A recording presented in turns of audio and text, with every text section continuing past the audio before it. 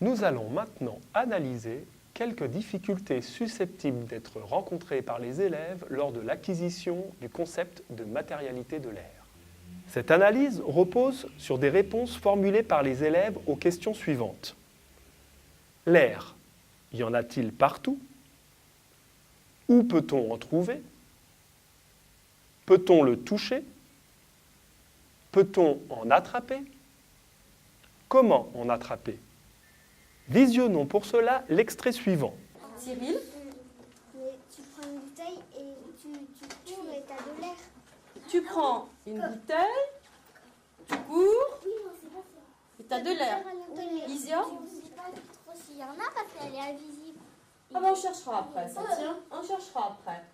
On cherchera si vraiment on en a attrapé. Mais moi ce qui m'intéresse aujourd'hui, avant de savoir si oui ou non on l'a attrapé, c'est au moins d'essayer de l'attraper. Alors la solution de Cyril, c'est courir avec une bouteille fermée, c'est ça Cyril? Ah, une bouteille ouverte. Et après? Une des propositions faites dans cet extrait pour attraper de l'air est de courir avec une bouteille ouverte. À votre avis, quelles représentations des élèves sont à l'origine de cette proposition?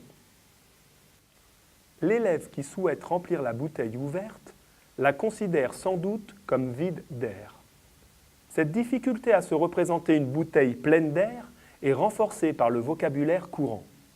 En effet, on dit souvent qu'une bouteille est vide quand elle ne contient aucun liquide ou solide. Le mot vide revêt plusieurs sens selon qu'on l'emploie dans le langage courant ou scientifique.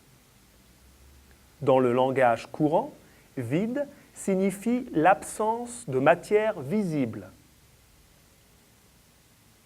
Dans le langage scientifique, vide signifie l'absence de toute matière, qu'elle soit à l'état solide, liquide ou gazeux. Visionnons à présent deux nouveaux extraits. Qui est-ce qui pourrait me donner de l'air alors? Tu peux, Fanny? Tu peux me donner de l'air? Allez, viens me donner de l'air. Voyons voir.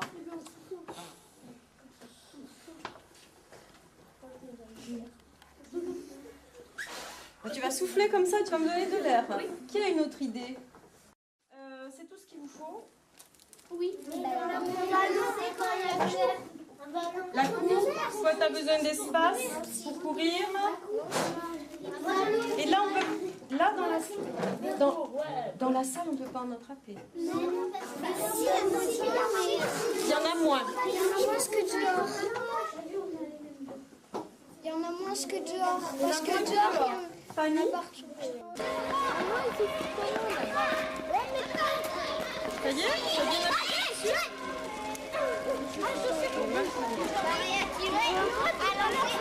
Voilà. Ah ouais, moi je ferme. C'est fermé. Tiens comme ça. Il faudrait que tu arrives à le fermer. Dans le premier extrait, l'enseignant demande aux élèves si l'un d'eux peut lui donner de l'air. Une des élèves se déplace et vient lui souffler dessus.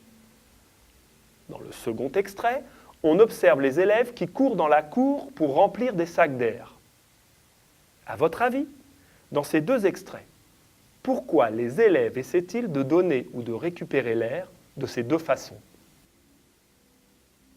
Le vocabulaire courant peut là aussi être à l'origine de la démarche de ces élèves. Des expressions du type « être dans un courant d'air » ainsi que les difficultés à percevoir l'air lorsqu'il n'est pas en mouvement peuvent induire l'idée que l'air n'existe que si on en perçoit les effets mécaniques. L'idée des élèves est donc, pour chacune de ces situations, de créer un courant d'air. Visionnons un nouvel extrait. Dites-moi, est-ce qu'à votre avis, il y a de l'air partout? Là, dans la pièce où nous sommes, y a-t-il de l'air à votre avis? Léa? Oui. Sinon, on ne pourrait pas respirer. Sinon, on ne pourrait pas respirer. Et là-dedans, derrière, dans les placards? Oui. Des fois, oui. Comment? Attends, Cyril? Quand on les ouvre, les placards, l'air, elle rentre. Donc, il y a peut-être un petit peu Et d'air. si je rouvre, ça va ressortir? L'enseignante demande aux élèves s'il y a de l'air dans les placards. Un des élèves pense que lorsqu'on ouvre les placards, l'air y entre. Sous-entendu, il n'y a pas d'air dans les placards à partir du moment où ils sont fermés. À votre avis, quelle est l'origine de cette difficulté? Là encore, le vocabulaire courant peut être à l'origine de cette difficulté à imaginer la présence de l'air dans une pièce fermée. Effectivement, on exprimera l'idée d'avoir trop chaud dans une pièce fermée par l'expression « manquer d'air ». On voudra s'aérer. Le raisonnement des élèves est aussi influencé par le risque d'étouffement si l'on reste trop longtemps dans une pièce fermée, dans un placard ou si l'on respire dans un sac. Les sensations ressenties dans ces situations peuvent renforcer l'idée selon laquelle l'air est absent des endroits fermés.